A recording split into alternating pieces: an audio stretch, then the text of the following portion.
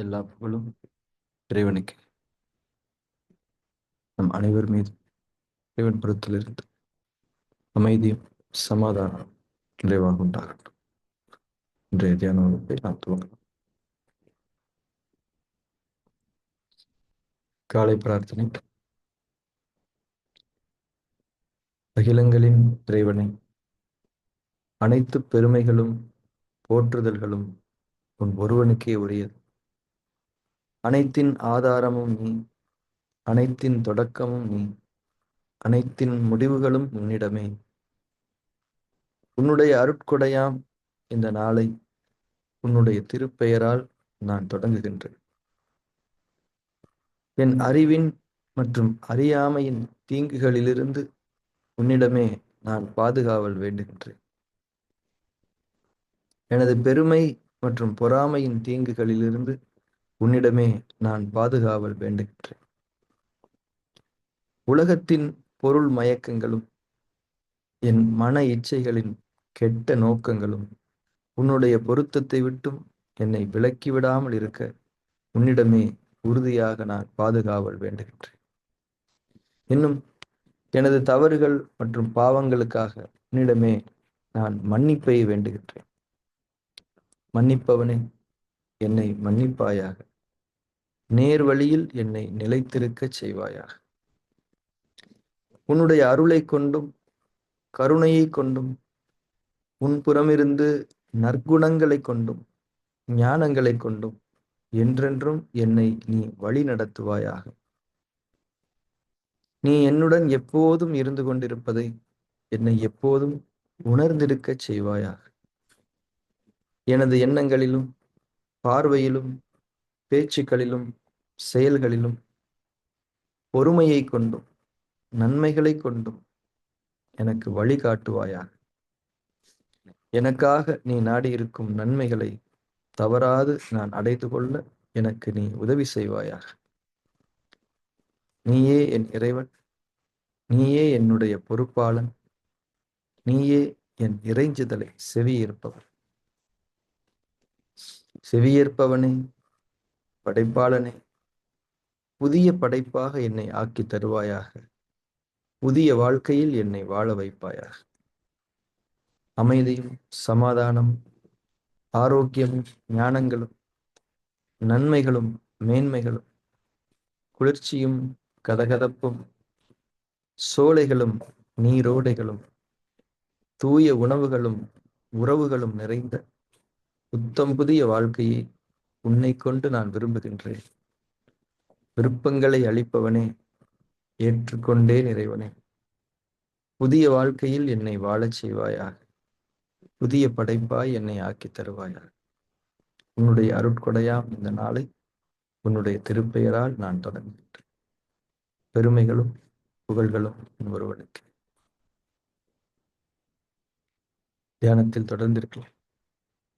நம்முடைய அகசூழலில் நாம் நிலைத்திருக்கலாம்.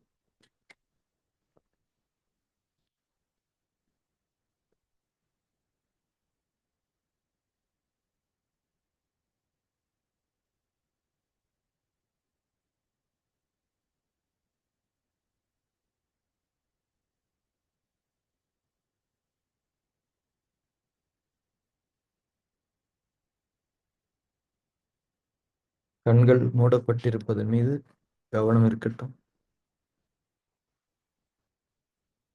நம்முடைய அக உலகில் நாம் இருந்து கொண்டிருக்கின்றோம்.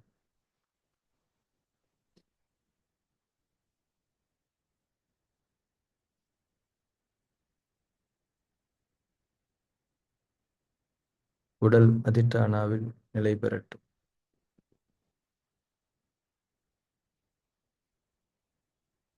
இறுக்கங்கள் ஒரு சிறிதும் இல்லாத முற்றிலும் தளர்வான அசைவற்ற சுகமான இருப்பு நிலை உடலை நிலைப்படுத்தும்.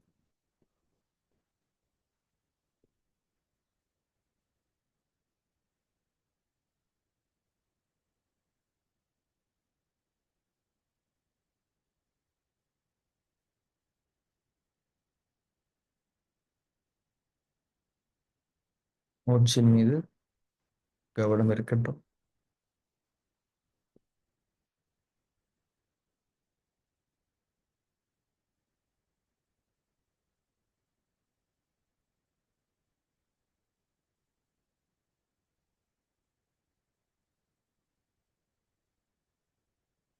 ஒவ்வொரு உள்மூச்சின் மீதும் வெளிமூச்சின் மீதும் உணர்வுடன் கூடிய கவனம். உணர்வுடன் கூடிய கவனம். இறைவன் எனக்காக உயிராற்றலை படைத்து எனக்கானதாக அதை அமைத்து எனக்கு வழங்கிக் கொண்டிருக்கின்றான் என்ற உணர்வு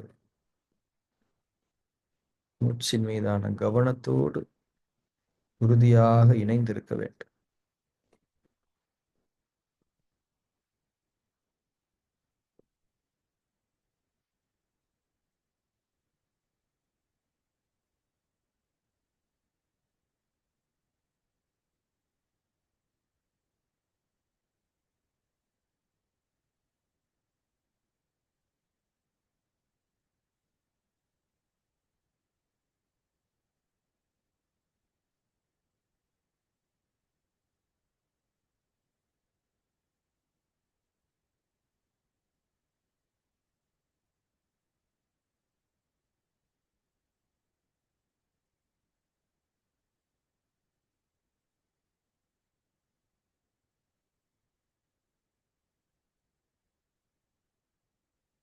ஒவ்வொரு உள்மூச்சின் மீதும் கவனம், உணர்வு இணைந்திருக்க வேண்டும்.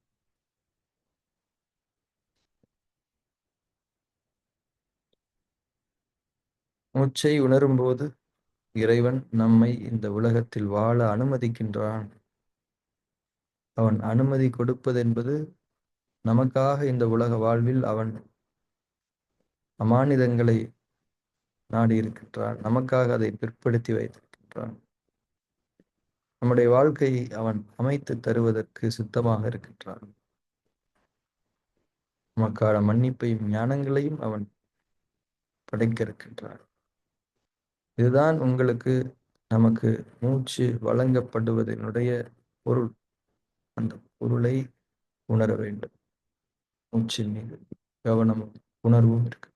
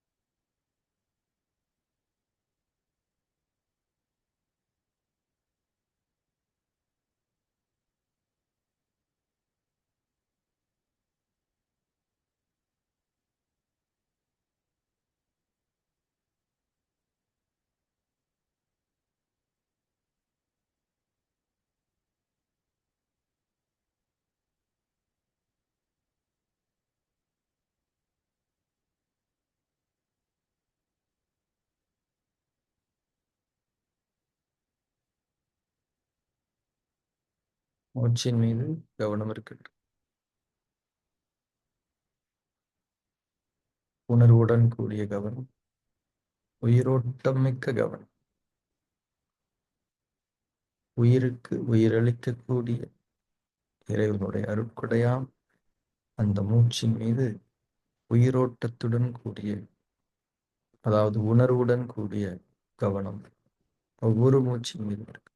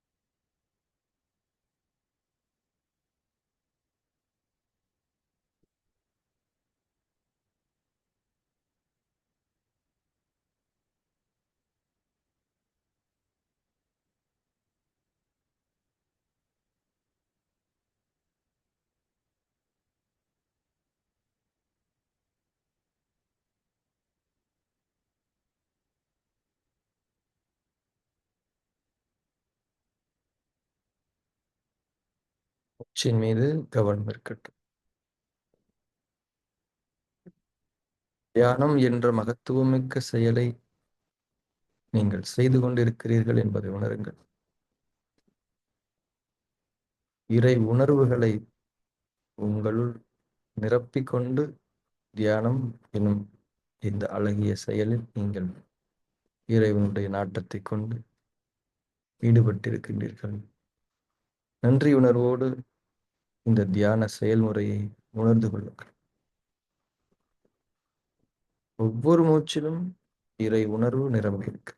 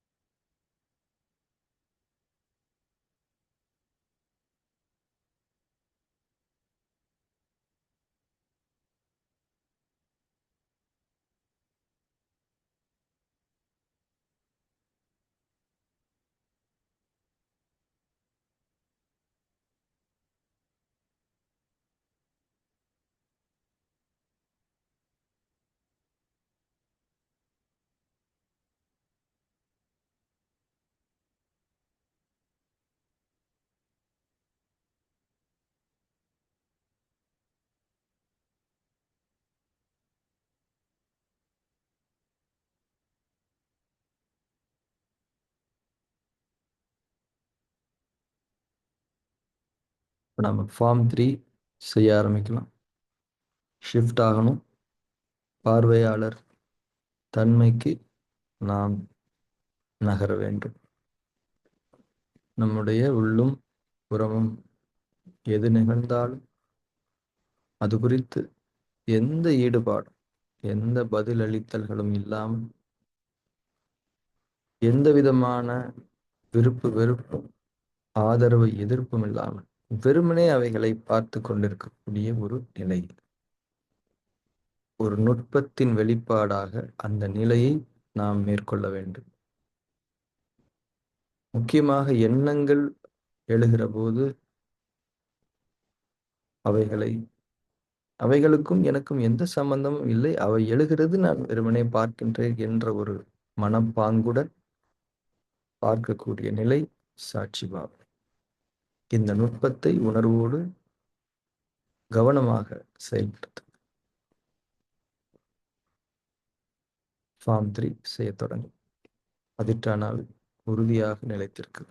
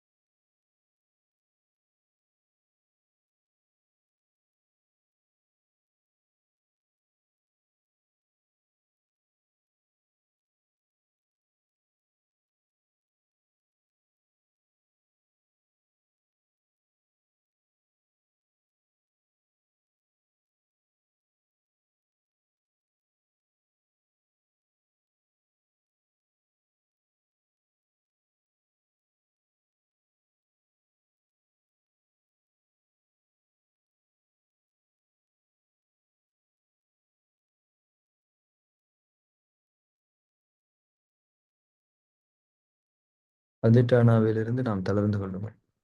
தியானத்தில் தொடர்ந்திருக்கு.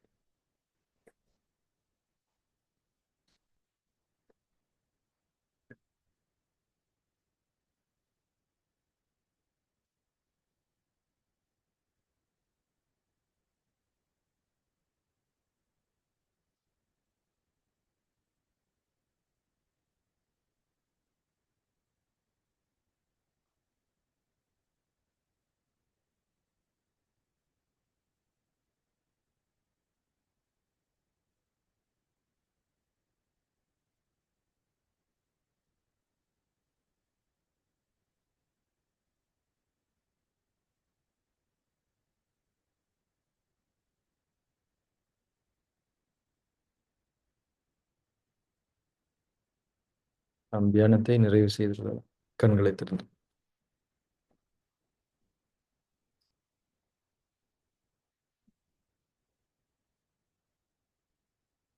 ஃபார்ம் 3 உடைய முக்கியத்துவங்களை நம்ம ஒவ்வொரு கோணத்திலையும் உணர்ந்து கொண்டவர்களா இருக்கணும். இப்போ நம்ம உடம்புல ரத்தம் ஓடுது இல்லையா? ரத்த ஓட்டம் நடந்துக்கிட்டே தானே இருக்கு. உடம்புல ரத்தம் எப்பயுமே இருந்துகிட்டு தானே இருக்கு. அந்த மாதிரி மனசுல எண்ணங்கள் அப்படிங்கிறது இருந்துகிட்டே தான் இருக்கு. மனசுடைய ரத்த ஓட்டம் தான் எண்ண ஓட்டம் அப்படிங்கிறத நம்ம புரிஞ்சோம். உடலுடைய ரத்த ஓட்டம் மாதிரி மனசுக்கு எண்ண ஓட்டம் இருக்கு. எண்ணங்களே வேண்டாமா அப்படின்னா, எண்ணங்கள் கண்டிப்பா வேணும். எண்ணங்களை கொண்டுதான் நாம் இயங்க முடியும். ஒரு ரத்தத்துல வந்து ஆர்பிசி இருக்குது, டபிள்யூபிசி இருக்குது, பிளேட்லெட்ஸ்லாம் இருக்கு. இந்த மாதிரி நம்முடைய எண்ண ஓட்டங்கள்ல எண்ணத்துல கண்டென்ட்ஸ் இருக்கணும். அந்த கண்டென்ட்ஸ் தான் எண்ணத்தின் ஆரோக்கியம். எண்ணம் கெட்டதல்ல. எண்ணத்தில் கலந்திருக்கக்கூடிய கெட்ட கூறுகள் தான் தீமையை பயக்கக்கூடியது. இப்போ நம்ம ரத்தத்துல வந்து ஆர்பிசி, டபிள்யூபிசி எல்லாம் அதிகமாயிடுச்சுன்னா என்ன அர்த்தம்? கிளாட் ஆயிடும், ரத்தம் திக்காயிடும். இந்த மாதிரி நம்ம எண்ண ஓட்டத்துல எண்ணங்கள்ல தேவையில்லாத ஐட்டங்கள் இருந்ததுன்னா, ஓவரான விஷயங்களை நம்ம மனசுல ஓட்டிக்கிட்டே இருந்தோம்னா அது நம்முடைய மனசுக்கு ஒரு நோய் ஆயிடும். இப்போ நம்ம ரத்தத்துல இருக்கக்கூடிய ஊட்டச்சத்துக்கள் அதை சார்ந்து தானே ரத்தத்தினுடைய குவாலிட்டி, நம்ம உடம்போட ஆரோக்கியம் அமையுது. அந்த மாதிரி நம்ம எண்ணத்துல நமக்கு இருக்கக்கூடிய புரிதல்கள், ஞானங்கள், நன்மை தீமையை பிரித்தறியக்கூடிய தன்மைகள், இதெல்லாம் தான் நம்ம மனசுடைய அந்த உயிரோட்டத்தின் அடிப்படை.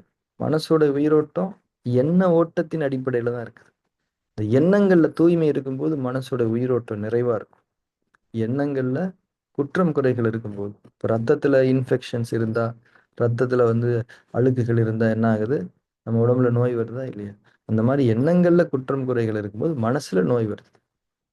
இப்போ பாடியில சிறுநீரகம் இருக்கு இல்லையா? என்ன பண்ணுது? ரத்தத்தை சுத்தப்படுத்து.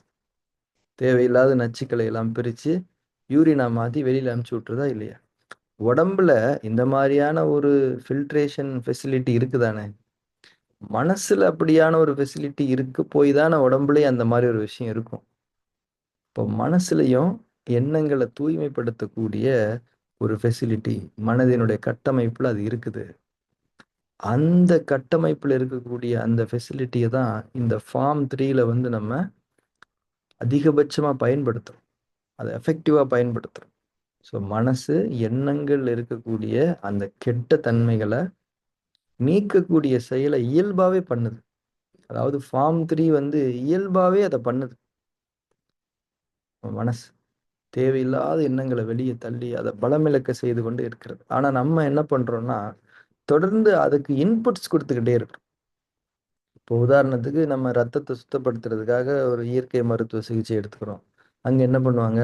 பழங்கள் கொடுப்பாங்க, காய்கறிகள் கொடுப்பாங்க, சூப் கொடுப்பாங்க, சுக்கு காஃபி கொடுப்பாங்க, கிளென்ஸ் பண்ண சொல்லுவாங்க. கண்டது கடியே சாப்பிடாதீங்க. முறுக்கு, மிச்சரு, பீஸா, பிரெட்டு, பிஸ்கட்டு, பரோட்டா இதெல்லாம் சாப்பிடாதீங்க. இப்படிலாம் இருந்தால் தான் ரத்தம் சுத்தமாகி நேச்சுரோபதிக்கு போயிட்டு வந்து நம்ம குணமாக முடியும். அதே மாதிரி தான் இங்கே மனசை சுத்தப்படுத்தும் போதும் டிவி பார்க்காதீங்க, நாடகம் பார்க்காதீங்க, படம் பார்க்காதீங்க, மியூசிக் கேட்காதீங்க, கதை படிக்காதீங்க, கற்பனை உலகத்துக்குள்ள போகாதீங்க, எந்த இன்புட்ஸையும் கொடுக்காதீங்க, நல்ல விஷயங்களை கேளுங்க. ரத்தத்தை நல்ல உணவுகள் நல்ல உணவுகளை கொண்டு ஒரு சத்துமிக்கதாக மாற்றிக்கொள்வதை போல இந்த எண்ணங்களை, அந்த மன ஓட்டத்தை நல்ல ஞானங்களை கொண்டு இறை உணர்வுகளை கொண்டு தூய்மைப்படுத்திக்கங்க அப்படின்னு சொல்றேன். அப்போ இந்த ஃபார்ம் 3 அப்படிங்கிறது வந்து ஒரு புதுசான ஒரு நுட்பம் இல்ல. புதுசா ஒரு டெக்னிக்க கண்டுபிடிச்சிட்டாங்கடா இவங்க. மனச கிளீன் பண்றாங்களா? அப்படின்லாம் இல்ல. மனசுல இயல்பாவே இருக்கக்கூடிய ஒரு விஷயம் தான். அப்ப அத வந்து நாம உறுதிப்படுத்துறோம். டெடிகேட்டடா அதுக்காகவே ஒரு செயல நம்ம செய்றோம். இப்ப ரத்தத்த சுத்திகரிக்கிறதுக்காகவே ஒரு செயல நம்ம செய்றதுங்கிறது இருக்கு இல்லையா? அந்த மாரி தான் ஃபார்ம் 3 வந்து நம்ம மனசுல இந்த எண்ணங்கள தூய்மையாக்கிக் கொள்வதற்கான ஒரு இயற்கையான செயல்முறை. நம்ம அந்த ஃபார்ம் 3ல இருக்கும்போது, அதிட்டானால இருக்கும்போது, நம்மளுடைய நோக்கத்துல அந்த ஒரு சிங்க் வச்சிருக்கும்போது, அந்த மனசுல இருந்து அந்த எண்ணங்கள்ல இருக்கக்கூடிய குற்றம், குறைகள் எல்லாமே வெளியேறி, பலமிழந்து போயி, நம்ம எண்ணங்கள் தூய்மை அடைகிறது. மனதின் உயிரோட்டம் தூய்மை அடைகிறது என்பதை நான் புரிந்து கொண்டேன். ஸோ ஃபார்ம் 3ங்கிறது இதுதான். தூய்மை அடைதல். இப்போ இது ஒவ்வொரு நாளுமே நிகழ வேண்டியதாக இருக்கு. ஏன்னா, இப்ப நம்ம யூரின் போறோமா இல்லையா? ஒரு நாளைக்கு ஒரு 5, 6 வாட்டி யூரின் போவோமா இல்லையா? ஏன்? ஒவ்வொரு நாளுமே நமக்குள்ள கழிவுகள் ரத்தத்துல சேருது. நாம சாப்பிடக்கூடிய உணவுகள் மூலமா, தண்ணி குடிக்கிறது மூலமா, காற்று மூலமா எப்படியாவது சேர்ந்துருது ரத்தத்துல கழிவுகள். நம்ம என்னதான் பெர்ஃபெக்ட்டா இருந்தாலும் ரத்தத்த கழிவுகள் இல்லாம பாதுகாத்துக்க முடியாது. ஆனா, அது ஒவ்வொரு நாளும் சுத்தப்பட்டுக் கொண்டே இருக்குது. அதே போல தான் நம்ம எண்ணங்கள்ல குற்றம் குறைகளே இல்லாம இருக்க முடியாது. ஆனா, இது குற்றம், இது வேண்டாம், இது வெளியேற்றப்பட வேண்டும், இது பலமிழந்து போக வேண்டும் என்ற விழிப்புணர்வு நம்ம மனசுக்கு இருக்கு. இயல்பாவே இது இருக்குது. இந்த பிராக்டிஸ் மூலமா அதை இன்னும் ஷார்ப்பன் பண்ணிக்கணும். ஸோ ஒவ்வொரு நாளுமே நம்ம தூக்கத்திலயும் சரி, நம்ம நார்மலா இருக்கும்போது சரி, எண்ணத்துல இருக்கக்கூடிய அந்த கெட்ட தன்மைகள் எல்லாமே பலமிழந்து போய் கொண்டு தான் இருக்கு. ஃபார்ம் 3 பண்ணும்போது இன்னும் எஃபெக்டிவா அது நடக்குதுங்கிறத நம்ம புரிஞ்சுக்கணும். எனக்கு யூரினே போக்கூடாதுங்க, எனக்கு கழிவே வரக்கூடாதுங்க அப்படின்ற தன்மையில இருக்க முடியாது. ஏன்னா, இந்த உலகத்துல எந்த ஒரு இன்புட் எடுத்துக்கிட்டாலுமே அதுல நன்மையும் இருக்கும், தீமையும் இருக்கும். ஆனா, அதுல ஒரு மினிமலான ஒரு விஷயத்த நம்ம செஞ்சுக்கலாம். அத மினிமமா வச்சுக்கலாம். கிட்னி இப்ப நம்ம சொல்றோம் இல்லையா அக்குபஞ்சர்ல, நீங்க ஓவரா மருந்து மாத்திரை சாப்பிடாதீங்க. சாப்பிட்டீங்கன்னா, அதுல உள்ள டாக்ஸின்ஸ கிளியர் பண்ணி கிட்னி டயர்ட் ஆயிடும். கிட்னி பலகீனமா போயிடும்னு சொல்றோமா இல்லையா? அந்த மாரி தான். தேவையில்லாத பதிவுகள நம்ம தொடர்ச்சியா உள்ள போட, அந்த மனசு வந்து அந்த எண்ணங்கள சுத்திகரிக்கிறதிலேயே வந்து பிஸியா இருந்து, மற்ற விஷயங்கள ஃபோக்கஸ் பண்ண முடியாம, இப்ப தியானம் பண்றதே ஒரு குழப்பமாயி போகும். என்னங்க தியானம் பண்ணாத வரைக்கும் நல்லா இருந்தேன். தியானம் பண்ணி ஒரு மாரி ஆயிடுச்சுங்க அப்படின்னு சொல்லக்கூடிய ஒரு நிலைமை வந்து. அப்போ இங்க வந்து ஒரு கீ ஸ்டெப் நம்ம செய்ய வேண்டியது என்னன்னா, இந்த இன்புட்ஸ்ல ரொம்ப கவனமா இருக்கணும். ஏற்கனவே போட்ட இன்புட்ஸ்ல இருக்கக்கூடிய அந்த கெட்ட பதிவுகள் எல்லாம் கிளென்ஸ் பண்றதுக்கு தான் இந்த ஃபார்ம் 3 நம்ம ஒவ்வொரு நாளுமே பண்ணிக்கிட்டு இருக்கோம். ஒவ்வொரு நாளுமே வெளியேற்றத்துக்கு இந்த ஃபார்ம் 3 உதவும். ஸோ ஃபார்ம் 3 வந்து நீங்க இத ஃபார்ம் 3ன்னு ஐடென்டிஃபை பண்ணி லேபிள் பண்ணி பண்ணாலும் சரி, பண்ணாம இருந்தாலும் சரி, நீங்க கண்ண மூடி அக உலகத்துல இருக்கும்போது, கண்டிப்பாக கெட்ட எண்ணங்கள், கெட்ட பதிவுகள் பலமிழக்கக்கூடிய அந்த செயல் என்பது நம்முடைய மனதின் உயிரோட்டத்தை கொண்டு நிகழ்த்தப்படும் என்பதை நாம் புரிந்து கொள்ள வேண்டும். ஸோ ஃபார்ம் 3யினுடைய இன்னொரு விதமான இம்பார்ட்டன்ஸ் நாம இன்னைக்கு புரிஞ்சுக்கிட்டோம். தொடர்ந்து நாம இறை ஞானங்களை பெற்றுக்கொண்டு இறை வழியில் பயணித்துக் கொண்டிருக்கிறோம். Thank you very much. நாளை தியானம்.